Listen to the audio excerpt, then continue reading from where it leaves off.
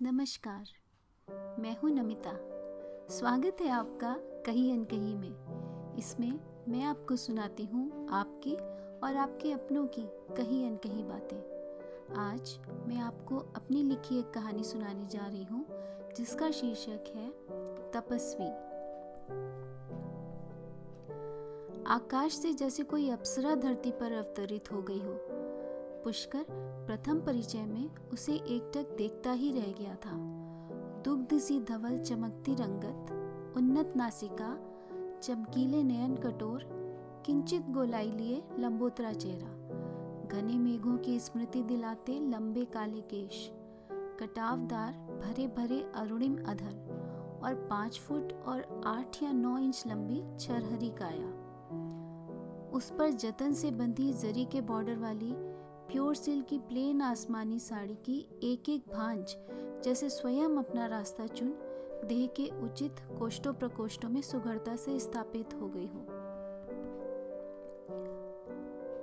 उन्नत सुडौल ग्रीवा दर्शा रही थी कि अपने अतुल रूप साम्राज्य का भान है उसे। वही अहंकार उस बाला को सहसा ही रूप साम्राज्ञी का दर्जा दिए दे रहा था। एक बारगी पुष्कर को अपने भाग्य पर विश्वास ही नहीं हुआ कि उस अनिंद सुंदरी का रिश्ता उसी के लिए आया था।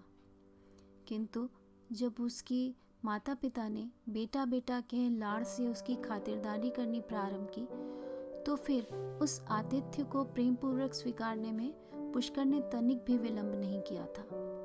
वैसे वह स्वयं भी कम नहीं था। गौर वर्ण, सधे नाक नक्श, सघन केश राशि, सुदीर्घ कद काठी एवं सभ्य शिष्टाचारी तौर तरीकों से युक्त सुदर्शन युवक था वह। अनेक रूपसियों के ध्यान आकर्षण का केंद्र बना ही रहता था वो। अपना कहने को उसके एक दूर के ताऊ ही थे जिनसे उसका यदा कदा मिलना होता रहता था। उन्हीं के साथ वह रुचिका के परिवार से मिलने गया था। आपत्ति तो किसी को कुछ थी ही नहीं। सो चट मंगनी पट ब्याह वाली कहावत को चरितार्थ करते हुए थोड़े बहुत नजदीकी लोगों की उपस्थिति में सप्तपदी का पावन कार्य पूर्ण कर दिया गया था। रुचिका की स्वार्थपरता उसे ज्ञात थी, पर उसे अपने स्नेह से धो पोंछ कर रख देगा ऐसा निश्चल पुष्कर का दृढ़ विश्वास था। कंवल पुष्प दलों पर टिके हुए जल कणों की भांति पुष्कर रुचिका के मिजाज को जतन से सहेजे रहता। कभी अनमनी हो उठती तो उसके मूड स्विंग को भांपते ही किसी कुशल जादूगर की भांति उसका ध्यान दूसरी ओर मोड़ने में फिर वह विलंब नहीं करता था। अथवा कभी कोई मनोहारी भेंट दे प्रेम पगे मनुहार से उसे सयत्न मना लेता था। ईश्वर ने उसकी प्रेम बगिया को एक अनमोल भेंट से न्योता था, शौर्य के रूप में। फागुन माह प्रारंभ हो चुका था। शौर्य ने दूसरे वर्ष में प्रवेश किया ही था। रुचिका आजकल कुछ अधिक प्रसन्न नजर आ रही थी। सरल पुष्कर मन ही मन संसार में सबसे सुखी व्यक्ति खुद को मानता था, परंतु भाग्य की प्रवंचना बिना किसी पूर्व सूचना के ही उसकी सुखी गृहस्थी को निशाना बनाने को आतुर है। इस सत्य से वह उदार मना अनभिज्ञ ही था। भास्कर देव अपना ताप शनै शनै बढ़ाते जाते थे। पंखा चलाओ तो सर्दी लगे, ना चलाओ तो गर्मी लगे, ये स्थिति हो रही थी। रुचिका ने कहा, तुम्हारा और शौर्य का बिस्तर ऊपर छत पर लगा देती हूँ। नीचे उमस में वह ठीक से सो नहीं पाता है, मैं तो यहीं सो जाती हूँ। खुले में सोने की मुझे आदत नहीं, कह रुचिका ने सुगर गृहिणी की तरह फोल्डिंग पलंग झाड़ बुहार कर स्वच्छ चांदनी बिछा बिस्तर सजा दिया था। शौर्य को प्यार कर सुला दिया।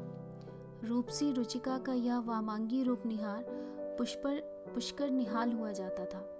यही तो स्वप्न देखा था उसने, सुंदर सुघड़ भार्या और 2 प्यारे बच्चों का छोटा सा सुखी परिवार। सतरंगी स्वप्नों के हिंडोले में झूलते पुष्कर गहन निद्रा में लीन हो गया था। प्रातः पक्षियों के मीठे कलरव से आंखें खुली। बगल में शौर्य अभी भी गहरी नींद में सोया था। उसे गोद में उठा वह नीचे आया, सावधानी से थपथपाकर पलंग पर सुला दिया। रुचिका वॉशरूम में होगी। रसोई में चाय चढ़ाई, फिर बालकनी से अखबार उठा अंदर आया। रुचिका अभी भी वॉशरूम से नहीं आई थी। कमरे में आ अलमारी के खुले पल्ले पर नजर गई। थोड़ा सा खुला हुआ था। यार, ये रुचिका भी ना। उसने पल्ला ठीक से बंद करने की कोशिश की, पर कुछ अटक रहा था। ठीक से बंद करने के लिए पूरा पल्ला खोला तो देखा लॉकर का पल्ला खुला हुआ था, वही अटक रहा था। लॉकर के खुले पल्ले के अंदर भी कुछ अटक रहा था।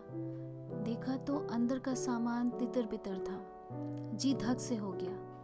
अरे, उसके घर में चोरी हो गई है। रुचिका, रुचिका, जल्दी आओ, चोरी हो गई है। हर तरफ नजर दौड़ाई तो देखा सूटकेस भी गायब था। रुचिका के तो कई कपड़े गायब और लॉकर से जेवर और पैसे तो सारे गायब। ओह रुचिका, तुम्हारा तो सारा सामान चोरी हो गया। पलट कर देखा, अरे वॉशरूम का दरवाजा तो खुला हुआ है। फिर बाहर का दरवाजा चेक किया, सिर्फ पल्ले भिड़े थे, अंदर से कुंडी खुली थी। रुचिका कहाँ है? अब ध्यान दिया तो देखा ड्रेसिंग टेबल पर एक कागज पर कुछ लिखा रखा था। संक्षिप्त संदेश था, पुष्कर, मैं जा रही हूँ। राज वापस आ गया है मुझे लेने। अपने किए पर शर्मिंदा है, अब धोखा नहीं देगा वो। खुद को बहुत समझाने की कोशिश की मैंने, पर मुझे लगता है कि मैं उसके बिना नहीं रह सकती। मुझे ढूंढने की कोशिश मत करना, शौर्य का ध्यान रखना। कुछ एक क्षण तो पुष्कर को वास्तविकता को आत्मसात करने में ही लग गए। सदैव कठोर यथार्थ ने उसे विक्षिप्त सा कर दिया। निर्बल पांवों ने देह का भार वहन करने में असमर्थता जताई तो निस्पंद सा बिस्तर पर बैठ गया। सोचने समझने की शक्ति क्षीण हो चुकी थी। कांपती काया में जैसे सहस्त्रों भूकंपों का लावा प्रवाहित हो रहा था। क्या करे, कहाँ जाए वह? अबोध शौर्य कैसे जी पाएगा माँ के प्यार के बिना? क्या प्रेम के समक्ष रुचिका का मातृत्व इतना तुच्छ हो गया था कि अपनी दुग्ध आश्रित संतान का मोह भी उस मूढ़मती के पैरों में बेड़ियां नहीं डाल सका था?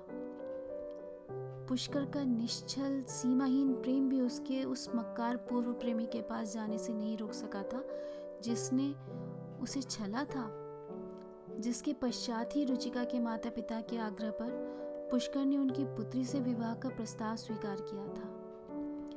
अपमान, क्षोभ और यंत्रणा से वह जैसे अंगार बन गया। इस कुटिल स्वार्थी स्त्री को सबक सिखाना आवश्यक है। अब न्यायालय में कई लोगों से मित्रता है उसकी, बैरिस्टर कपूर से भी जान पहचान है। कुछ सोचा उसने। तभी पलंग पर घुटनों चलता शौर्य लाड़ से उसकी गोद में पसर गया और इशारों में दूध की मांग करने लगा, मानो उस अबोध ने स्वयं ही उसकी प्राथमिकताओं की अदला बदली कर दी हो। व्याकुल हो उस सुकोमल काया को हृदय से लगा पुष्कर करुण क्रंदन कर उठा। संयत हो अब एक दृढ़ निश्चय कर लिया उसने। हाँ शौर्य, मैं पालूंगा तुझे, अब सिर्फ तू ही है मेरी तपस्या।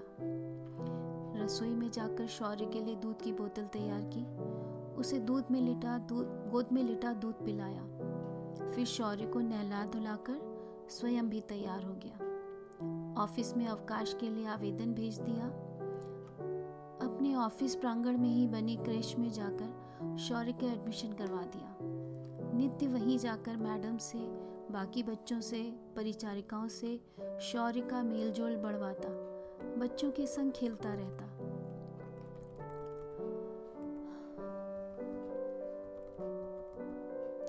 तीन चार दिन में ही शौर्य वहाँ के वातावरण में घुल मिल गया। उसके मित्र, ऑफिस के साथी सब उसे समझाते, तू दूसरा विवाह कर ले, शौर्य भी बहुत छोटा है, कैसे पालेगा, अभी तेरी भी उम्र ही क्या है।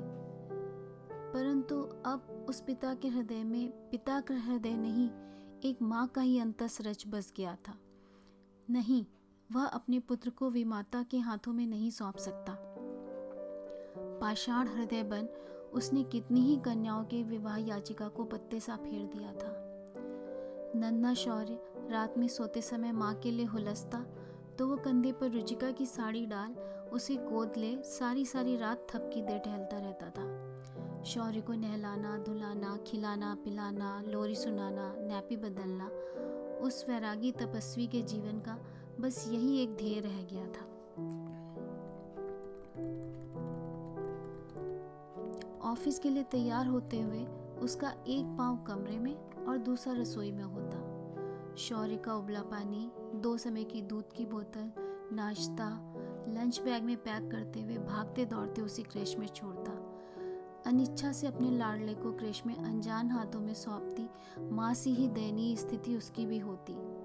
मैडम, इसे इसकी बोतल से ही पानी पिलाइएगा, कहीं इधर उधर से ना पी ले। मैडम, आज इसका पेट खराब है, खिचड़ी के अलावा कुछ मत खिलाइएगा। जाते जाते फिर कुछ याद आ जाता, वापस आ जाता।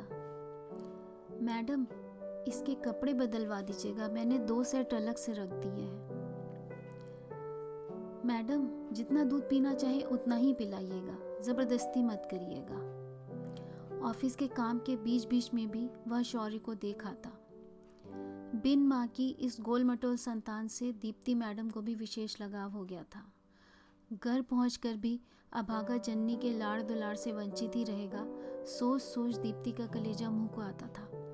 कदाचित इसी कारण स्वाभाविक रूप से ही वह नन्हे शौर्य का अतिरिक्त ध्यान रखने लगी थी। पुष्कर जी, डायरी में लिखा है कल स्कूल में येलो डे मना रहे हैं, तो कल इसको पीले कपड़ों में स्कूल जाना है। पुष्कर जी, आज इसका गला खराब है, आप सोने से पहले छाती पर विक्स की मालिश कर दीजिएगा, दिन में मैंने लगा दी थी।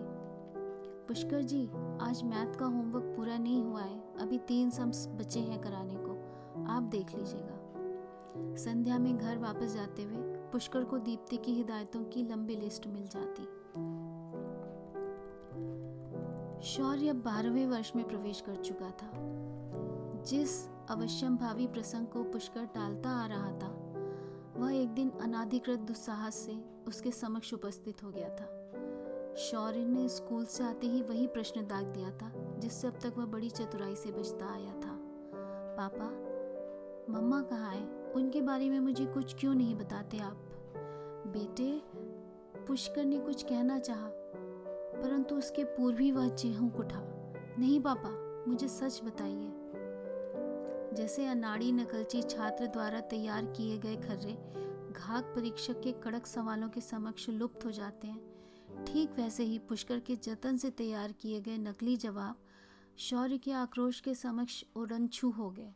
पापा, मुझे एक एक बात सच सच बताइए। समझ गया पुष्कर कि माँ की अब कीर्ति किसी न किसी रूप में उस तक पहुंच चुकी है।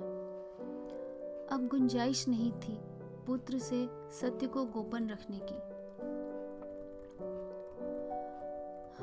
शौर्य ने अतीत को पूर्ण रूप से जानकर ही दम लिया। न जाने कितनी ही देर तक पिता पुत्र अश्रुसिक्त कपोलों संग अतीत के सागर में गोते लगाते रहे। समय अपनी निर्बाध गति से बहता रहा। पुष्कर की मेहनत रंग लाई। शौर्य आज एक IAS अधिकारी बन उच्च पद पर आसीन हो चुका है। अब उसकी बारी है पापा के जीवन भर के त्याग का ऋण उतारने की। अगले हफ्ते ही उसे पापा के साथ बड़े से सरकारी आवास में शिफ्ट हो जाना है। आज संध्या को शौर्य को एक विवाह में सम्मिलित होने जाना है। वापस घर आते आते रात अधिक हो गई थी। पापा के कमरे में जाकर देखा, वह सोए हुए थे। सुबह बात करता हूँ। प्रातः शौर्य पिता के पास आया। पापा, वो मैं कल माँ से मिला था, वो भी उसी शादी में आई थी। एक जटिल अटपटा सा मौन मुखरित हो उठा था दोनों के मध्य। आशंकित पुष्कर समझ गया था कि उस स्वार्थी स्त्री ने सदा की भांति स्वयं को दयनीय दिखा अपनी लच्छेदार बातों में फंसा IAS पुत्र के हृदय में भी अपने लिए दयापूर्ण सहानुभूति उत्पन्न कर ली है। उन मौन पलों में उसने स्वयं को तैयार कर लिया था आने वाले किसी भी अप्रिय समाचार के लिए।